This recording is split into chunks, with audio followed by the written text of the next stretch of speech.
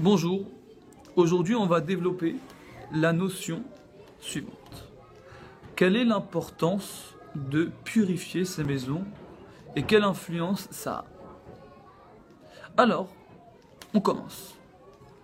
Dans le Pirkei Avot, il y a marqué qu'il est très important d'inviter des Talmidei Chachamim à la maison, de suivre les Talmidei Chachamim et de boire leurs paroles comme un assoiffé qui a soif d'eau. Alors on va essayer de comprendre un petit peu qu'est-ce que réellement le Pirkei Avot veut nous enseigner par là. Alors un exemple qu'on peut donner, on prenait une pièce. Dans la pièce, mettez des objets de valeur, du roche-bois et ainsi de suite, des objets qui coûtent cher. Mais ne laissez pas la lumière pénétrer. Qu'est-ce qui va se passer? Même si réellement dans la chambre il y a des objets qui sont très chers,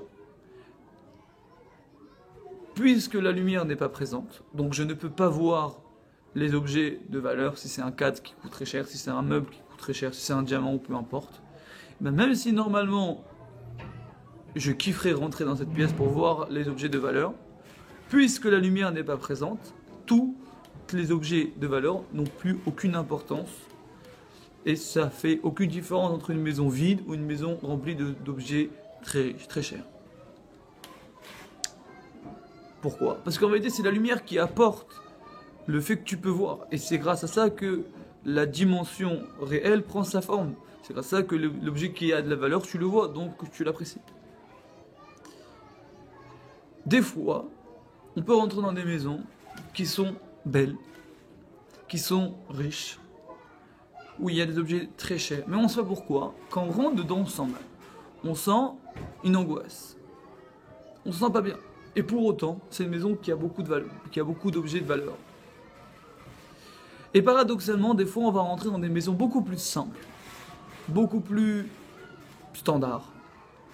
Et pour autant, quand on rentre dedans, on sent comme une chaleur. On se sent bien, on a envie de rester.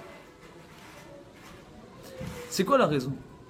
C'est parce que dans la maison première, qui est une maison de riches, les gens à l'intérieur, même s'ils ont acheté des objets de valeur et tout est beau, il y a du marbre, il y a du roche-bois, il y a que des objets de valeur, et la maison est grande et spacieuse, mais puisque à l'intérieur de cette maison, on parle de mauvaises paroles, on parle du mal sur l'autre, on parle des paroles qui sont négatives, les murs s'imprègnent de la négativité des mots qu'on a dit et réellement on fait fuir la lumière de la maison.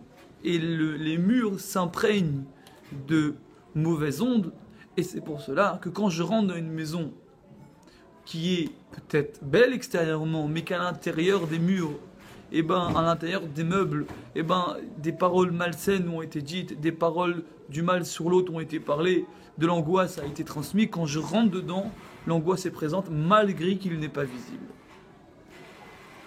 À l'opposé, une maison beaucoup plus simple, beaucoup plus sobre, beaucoup moins d'argent est présent, ou peut-être que c'est moins spacieux, peut-être qu'il y a moins de lumière du soleil, peut-être qu'il y a moins d'objets de grande valeur.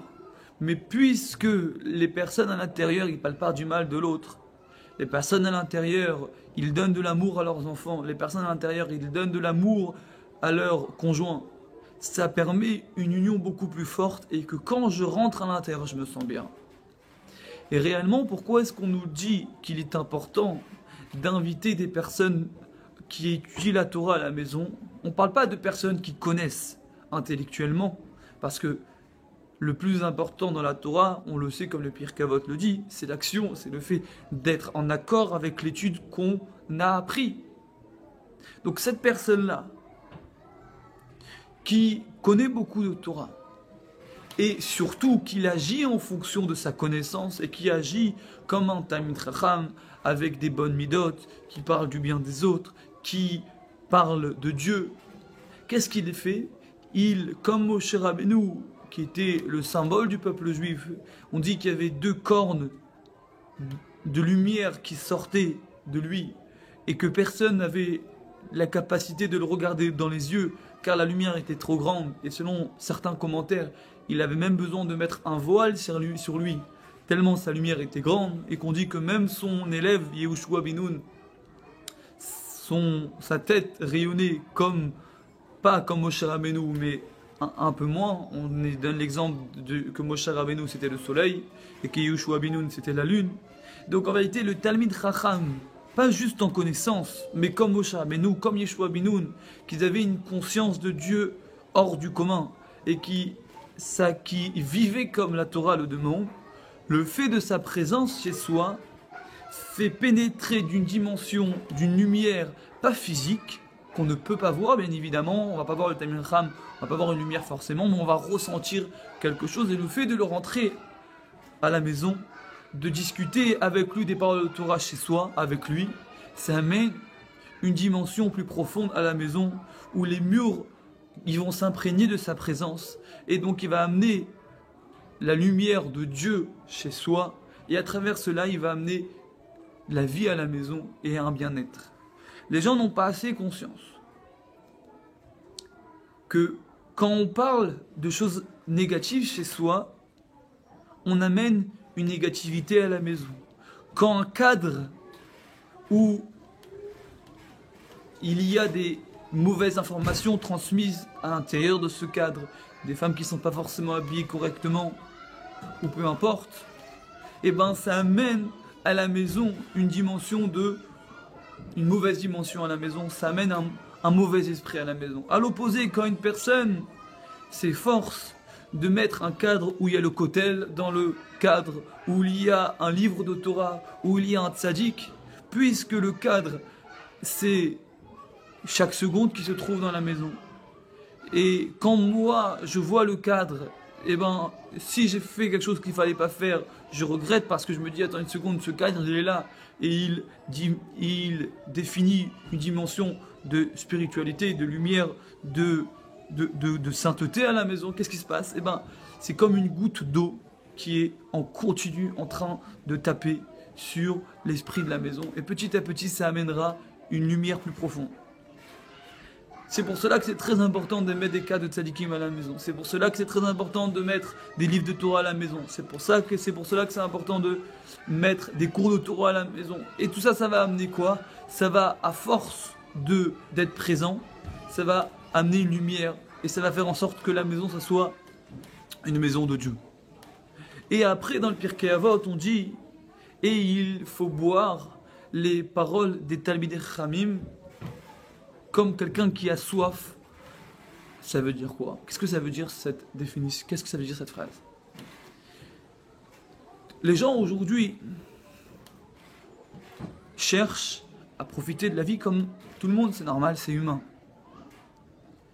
Mais toute la journée, ils courent derrière des plaisirs matériels. Et ça aussi, c'est humain. Maintenant, quand je vois une belle voiture, quand je vois une belle maison, on dit tu as l'eau à la bouche. Comme quelqu'un qui voit un bon repas, eh ben, il a envie de goûter à ce repas et avoir du plaisir. Pareil quand on voit une belle voiture. Et pareil quand on voit une belle maison. Et ainsi de suite. Toutes les choses qui existent sur Terre et qui peuvent procurer un bien-être ou du plaisir. Maintenant, il faut savoir que de la même manière que dans la dimension matérielle, eh ben, un homme il peut profiter, pareil, un homme aussi peut profiter de Dieu, de Torah. Et qu'est-ce qu'il faut chercher? Il faut chercher à aimer la Torah de la même manière qu'on aime les choses matérielles. Et à un niveau, on arrive que on a soif de Torah comme on a soif de matérialité. Et de la même manière que quand je vois une belle voiture, je veux la belle voiture. De la même manière que quand je vois une belle maison, je veux la belle maison, ça c'est normal et c'est humain. De la même manière, quand je vois quelqu'un qui a des bonnes midotes, eh ben je veux le ressembler. Quand je vois quelqu'un qui est gentil avec les autres, qui aime les autres, qui distribue son temps à aider les autres, que ses enfants sont éduqués avec beaucoup d'amour et on voit dans ses enfants un équilibre, et ben quand je vois ça, je désire le ressembler. Et j'essaye aussi d'écouter ce qu'il va dire et d'intégrer ça pour ma vie et de tout le temps rechercher à aller plus loin dans ma façon de vivre, d'essayer d'aller plus loin dans l'amour des autres, d'essayer d'aller plus loin dans l'amour de ma femme, d'essayer d'aller plus loin dans l'amour de mes enfants, d'essayer d'aller plus loin dans l'amour de Dieu, du prochain, de soi-même, de se respecter, de se dire je suis un enfant de qui? Je suis un enfant de Abraham, Yitzhak et Yaakov, et que eux ils sont respectés, ils se sont tués pour amener des valeurs positives dans le monde.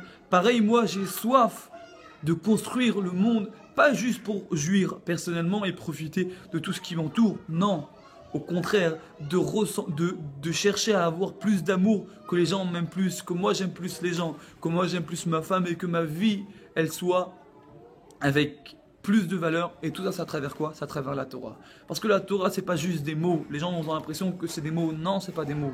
En vérité, la Torah, ça te permet de mieux te connaître, d'apprendre à mieux aimer les autres, d'apprendre à mieux t'aimer toi-même, d'apprendre à avoir un équilibre de vie, d'apprendre à réellement apprécier. Donc en vérité, quand tu comprends que la Torah, c'est la vie, comme l'eau, c'est la vie, eh ben, tu deviens attaché aux paroles des tzadikim, tu deviens attaché aux paroles des sages, et à travers ça, ta vie change.